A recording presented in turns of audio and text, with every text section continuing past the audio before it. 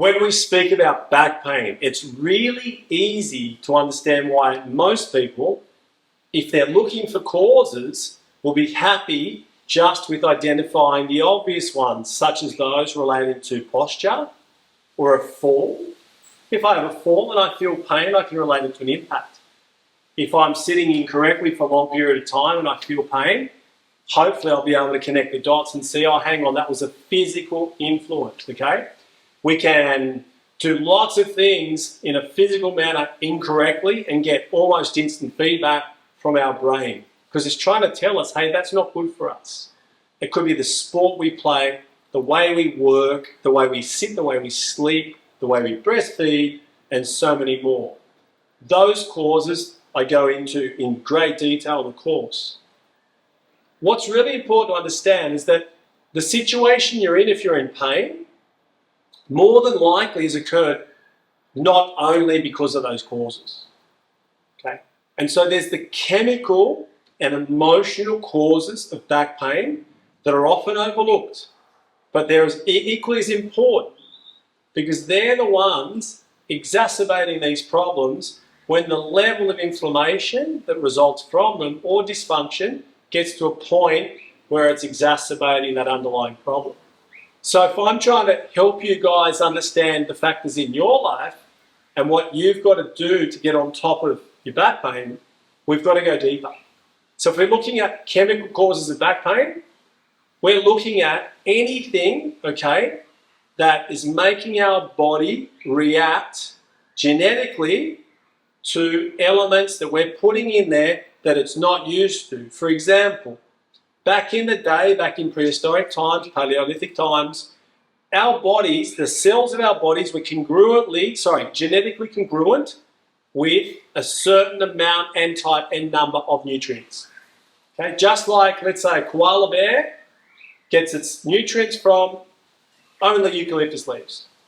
If it doesn't get it from those leaves, we know that every function in its body will suffer because it's not used to the food we're going to give it. Yeah, it might live, it might still survive, but is it surviving in the way that the cells of its body want it to be living? Of course not. So in our case, we've deviated in a very short amount of time, historically, away from our native diets back in the day. The diets that the genetic makeup of our cells were based around when we developed. Put a number on it. Was it 20, 30, 40,000 years ago? Things haven't changed. What's changed is our environment and how our environment changes the expression of our cells. This is really important and it's often overlooked.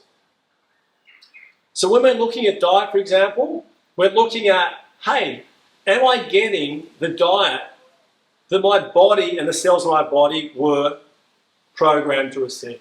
Am I getting the nutrients? Am I getting the water? Am I getting the quality of water? Am I getting the fats, proteins, amino acids, you name it, all the other micronutrients? Are they there in sufficiency?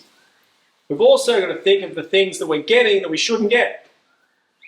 Hey, we're exposed to chemicals. We're exposed to synthetic compounds that our bodies didn't recognize up until 100 years ago. They still don't.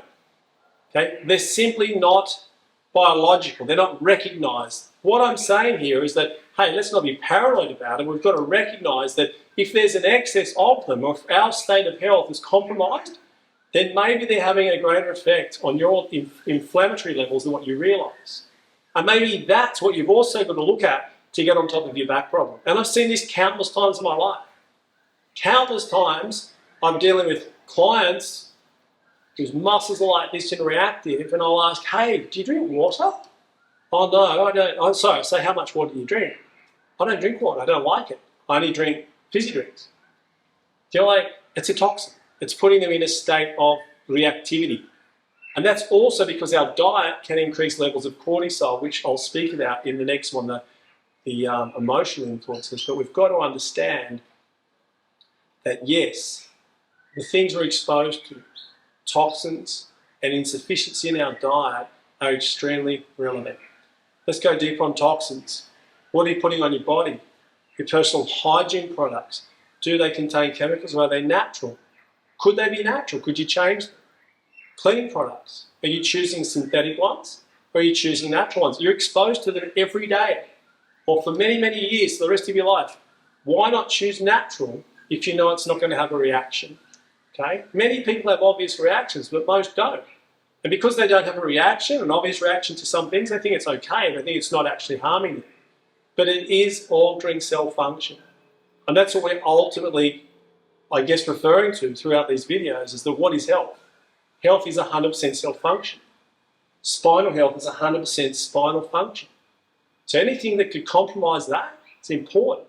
Back to water again. If muscles are 75% water and we're not hydrating enough, they can't function correctly. So you can see how a chemical influence can end up causing a physical problem. I'm pointing that way, hoping the spine is still in shot, but if it's not, that's where it is. All right, so let's go to the emotional causes. And this is a tricky one because a lot of us think we handle stress okay, but we do have stressful lives. We have to understand that stress or a stressor is something that makes the cells of our body adapt to a situation or an adversity that it wouldn't otherwise want to adapt to. When it does that, it alters cell function, predominantly because of the stress hormone cortisol.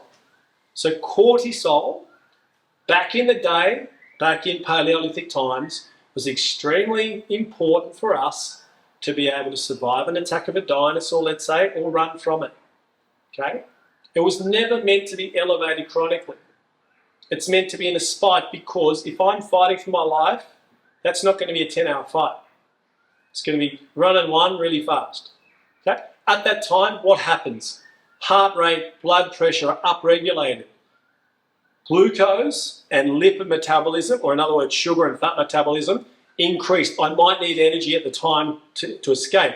And if you've been under the effects of stress, you might notice that you're actually craving fatty or sugary foods. What don't I need at the time of that attack? I don't need to reproduce. Even if I see a potential mate, I'm not thinking about that. I'm thinking about survival and fighting for my life. So your reproductive hormones are down-regulated, okay?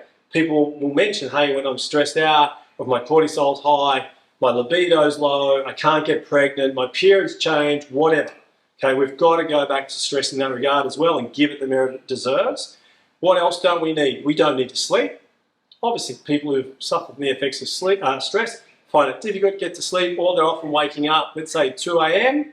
in the morning, going, I can't go back to sleep. Their cortisol levels are way too high from the other stuff they're doing in their day.